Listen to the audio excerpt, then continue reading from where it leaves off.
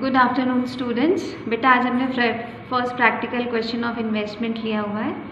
इसमें क्वेश्चन में जितनी भी इन्फॉर्मेशन गिवन थी बेटा उसको ड्रॉ इसलिए कर लेती हूँ क्योंकि उसमें क्या होता है कि हमको सिर्फ एक ही बार क्वेश्चन को जो है वो रीड करना पड़ता है और हमारा एटलीस्ट रीडिंग टाइम जो है वो सेव हो जाता है। हम उसको इस तरह से इन्फॉर्मेशन को लिख लेते हैं कि हमें बार बार बुक में इन्फॉर्मेशन ढूंढनी नहीं पड़ती है।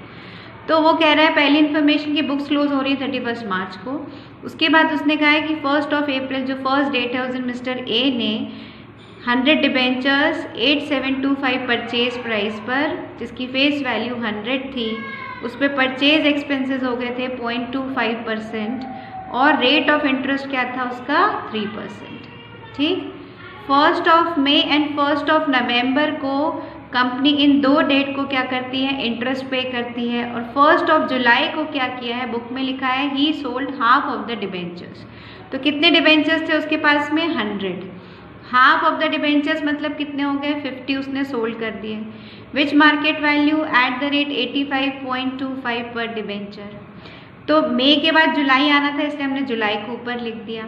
जुलाई के बाद कौन सी डेट आ रही है, 1 नवंबर। इस दिन फिर से हमको क्या मिलेगा, रिमेनिंग 6 मंथ का इंटरेस्ट रिसीव होगा कंपनी से। लेकिन हमारी बुक्स कब क्लोज हो रही हैं, 31 मार्च को, तो हमने ये डेट और लिख दी। मतलब हमारा जो सर्कल है वो 1 अप्रैल से चलेगा मई, देन जुलाई, देन नवंबर, देन 31 मार्च। अब आपको कभी भी क्वेश्चन में देखने की ज़रूरत नहीं और कंफ्यूज होने की ज़रूरत नहीं कौन सी डेट की एंट्री मुझे पहले करनी है, क्योंकि क्वेश्चन में क्या होता है कई बार ये डेट्स बीच में दी होती हैं, ये डेट दी होती है, इन दो डेट्स के बाद में जुलाई की डेट दी होती है, तो कई बार आपसे गड़बड़ हो सकती है। इसलिए उसको एक बार ड्रॉ कर लिया, सारी इन्फॉर्मेशन लिख ली। अब आपको क्वेश्चन में कुछ भी ढूंढने की ज़रूरत नहीं है, राइट। चलिए अब हम आते हैं अपनी फर्स्ट एंट्री पे। अब चूंकि 1 अप्रैल को हमने डिबेंचर्स को परचेज किया है तो हमारी एंट्री क्या होगी, obviously 3% principal debenture account will be debited, क्योंकि हमारे पास आ रहे हैं, हमने डिबेंचर्स को परचेज किया है तो ये हमारे पास आ रहे हैं। किसकी बुक्स में एंट्री हो रही है बेटा, ए की बुक्स में। इंटरेस्ट उसको देना पड़ेगा, राइट। क्यों देना पड़ेगा, क्वेश्चन में कहीं कुछ नहीं लिखा था, तो बाय डिफॉल्ट कौन सा केस चलेगा बेटा, कम इंटरेस्ट। ठीक है, ये मैंने आपको पहले भी बताया है जब इंट्रोडक्टरी वाली क्लास हुई थी कि बाय डिफॉल्ट क्या चलेगा, कम इंटरेस्ट। अब देखिए ये दो डेट्स के बीच में हमने अपने डिबेंचर्स को खरीद लिया, तो क्या हुआ कि हमने जिससे भी खरीदा उसने कहा कि भाई नवंबर से अप्रैल तक, तो मैंने अपने पास रखे हुए थे डिबेंचर।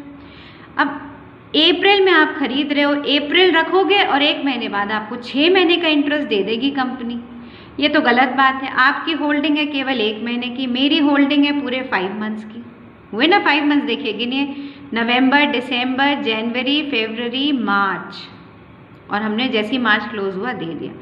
तो वो कहता है कि ये जो 5 मंथ्स की मेरी होल्डिंग थी और ये जो 1 मंथ की आपकी होल्डिंग है, तो चूंकि कंपनी इतना वो नहीं करती कि इनको 5 मंथ्स का देगी अपने को 1 मंथ का देगी, कंपनी कहती है इस डेट के पहले जिसके पास है वो पूरे 6 मंथ का इंटरेस्ट ले ले।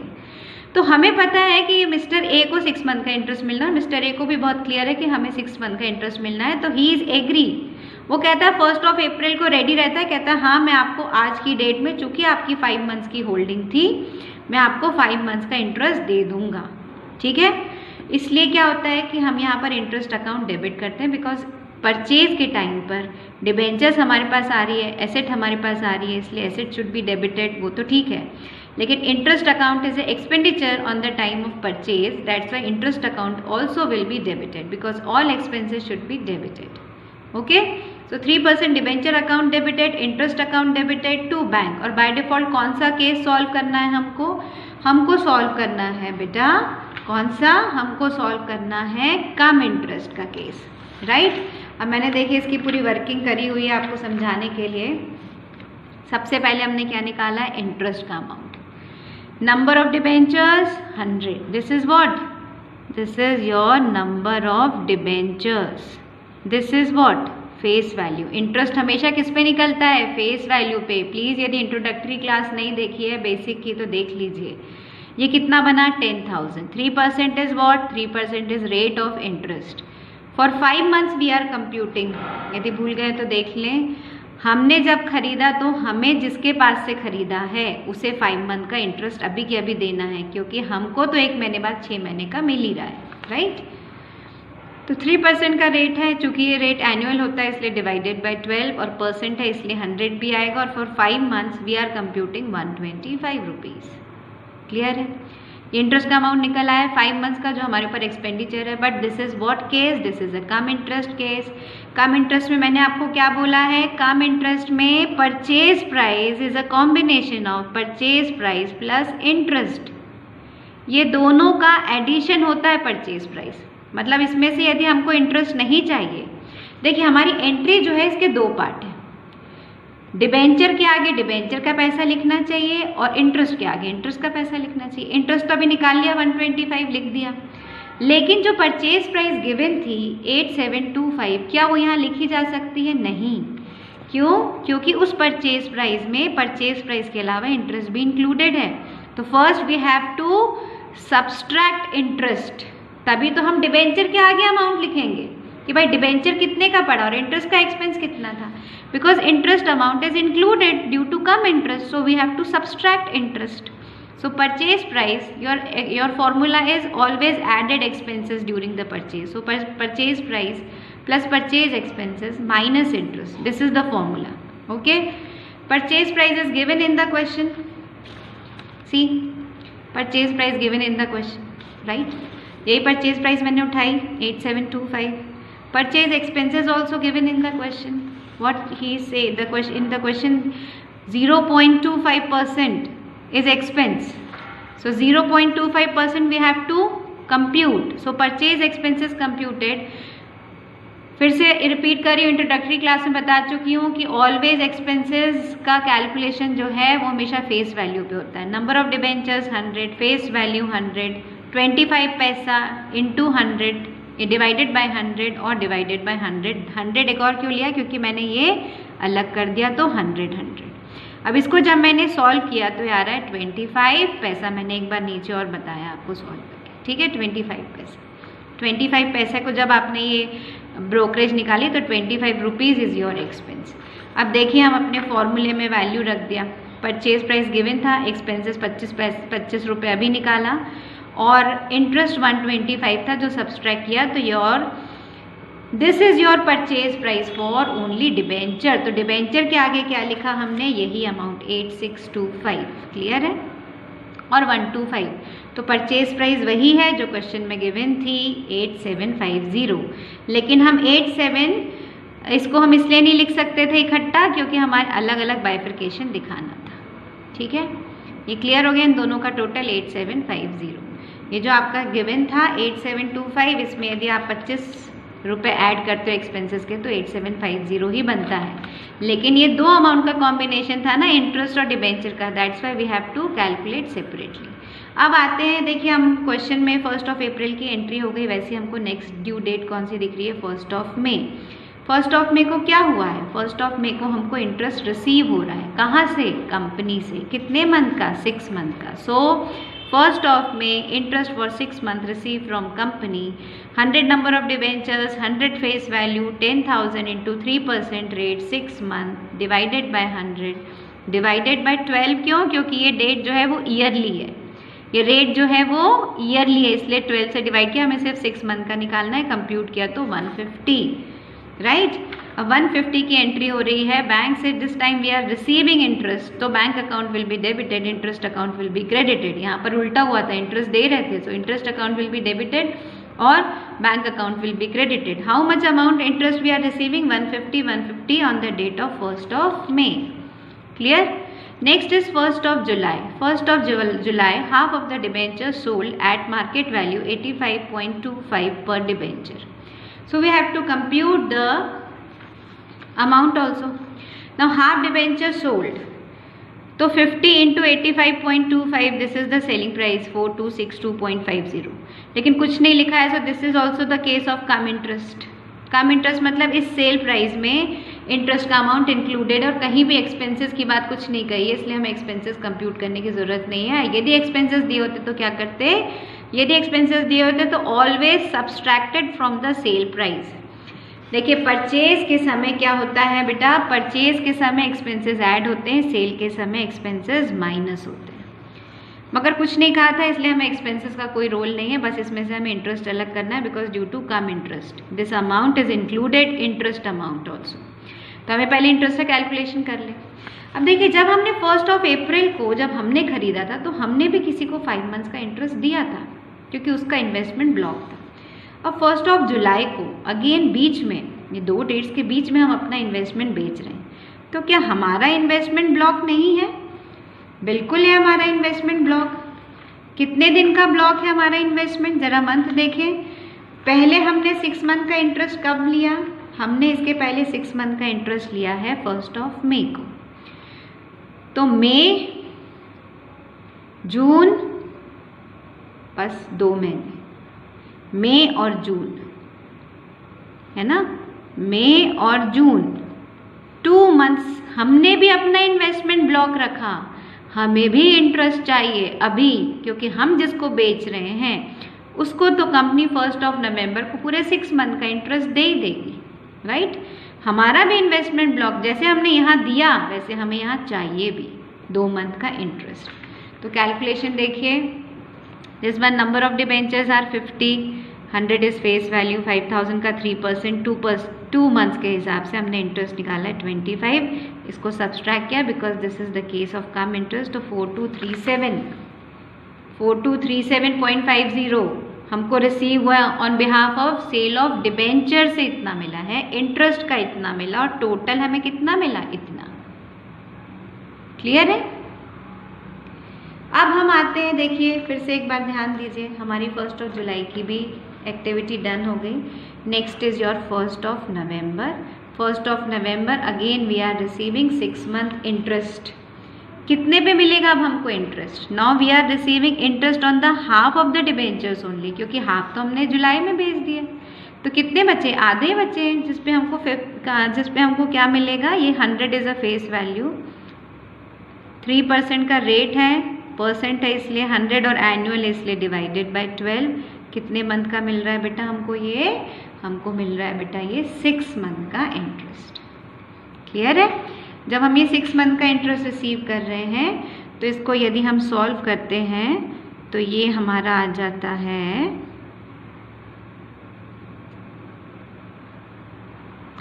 75 रुपीज़। तो देखिए नेक्स्ट एंट्री जो है वो 1 नवंबर, bank account will be debited. Why debited? Because this time also we are receiving interest, so bank account debit to interest 75। Clear है? अब हम आते हैं अगले इस पे। अब हमारा अगला वो क्या कहता है, वो कहता है कि 31 मार्च तक हम आ गए। देखिए ये नवंबर का हो गया हमारा। नवंबर के बाद नेक्स्ट डेट कौन सी आ रही? 31 मार्च। 31 मार्च तक हम क्यों जा रहे हैं? क्योंकि क्वेश्चन में लिखा है बुक्स क्लोज ऑन 31 मार्च, इसलिए हमें 31 मार्च तक जाना है। 1 अप्रैल से हमारी एंट्री स्टार्ट हुई, 31 मार्च को क्लोज हो रही है। अब देखिए क्वेश्चन में कुछ भी मेंशन नहीं है कि इन डिबेंचर जो बचे हुए रिमेनिंग 50 डिबेंचर्स हैं उनको आपने सोल्ड किया है। तो हम क्या एज्यूम करेंगे? हम यही एज्यूम करेंगे कि वो 50 डिबेंचर्स हमने होल्ड किए हुए थे during 1 November to 31 March. How many months?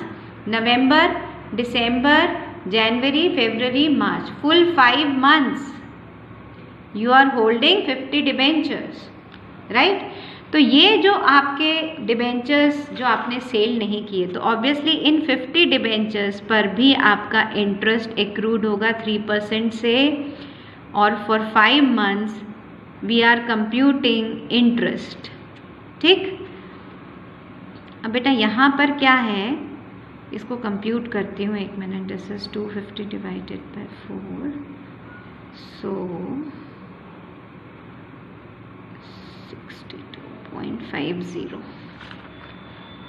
62.50। ठीक है, लेकिन यहाँ पर यदि रिसीव कर रहे होते हम 31 मार्च को, कंपनी यदि ये कहती कि आपकी बुक्स क्लोज हो रही है, मैं आपको इसी दिन इंटरेस्ट दे देती हूँ, तो हम क्या एंट्री करते हैं? Bank account debit to interest. लेकिन कंपनी तो कहती है मैं तो अपनी डेट को ही दूंगी आपको, मई को ही दूंगी आपको इंटरेस्ट। तो हमारा इंटरेस्ट कैसा हो गया? We are not receive the interest, और receiving the interest, but we will receive the interest, तो एक्रूड इंटरेस्ट हो गया। तो एंट्री डालते समय बैंक नहीं डालेंगे, क्या डालेंगे? Accrued interest account debit to interest 62 rupees 50 पैसा। क्लियर हो गया? अब हमारी बुक्स खत्म हो रही है, अब हमको ये देखना है कि साल भर में जो हमने खरीदा फिर बेचा, इस सब में हमको एक्चुअली फाइनली हुआ क्या। तो सबसे पहले हमने निकाला इंटरेस्ट का अमाउंट, कि साल भर में आखिर हमने कितना इंटरेस्ट कमाया। तो देखिए, जब भी हमारा बैंक अकाउंट डेबिट है और इंटरेस्ट है तो we are receiving interest through bank.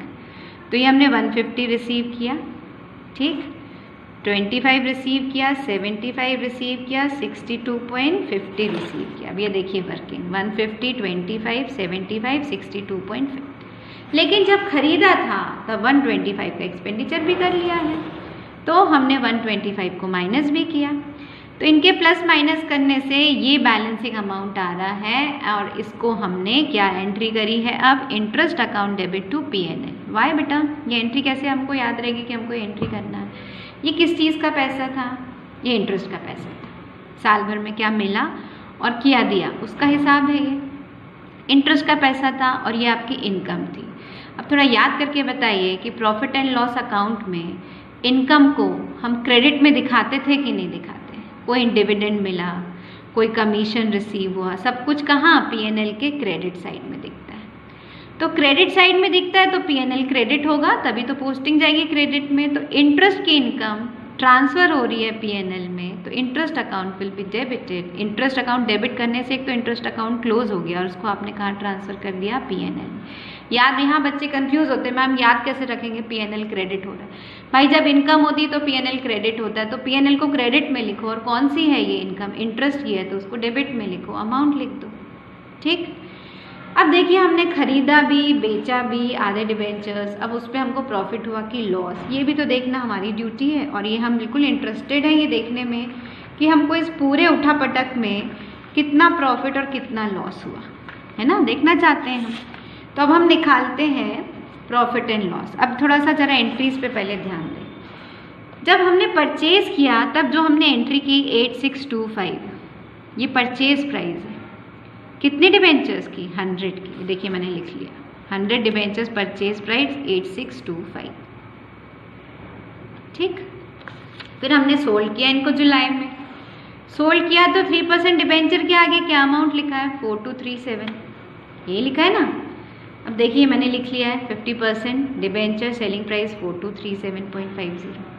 आप मुझे बताइए कि अब 50 डिबेंचर की सेल प्राइस को हम 100 की परचेज प्राइस से कंपेयर करके निकालेंगे कि हमारे प्रॉफिट है कि लॉस? नहीं, इस परचेज प्राइस को हमें 50 में कन्वर्ट करना पड़ेगा, यानी हमें क्या करना पड़ेगा? Divided by 2। एक तरीका और है, आपको बता दूं यदि आपको इससे कन्फ्यूजन होता हो तो आप 8625 इंटू 50 डिवाइडेड बाय 100 भी कर सकते हो। कैसे?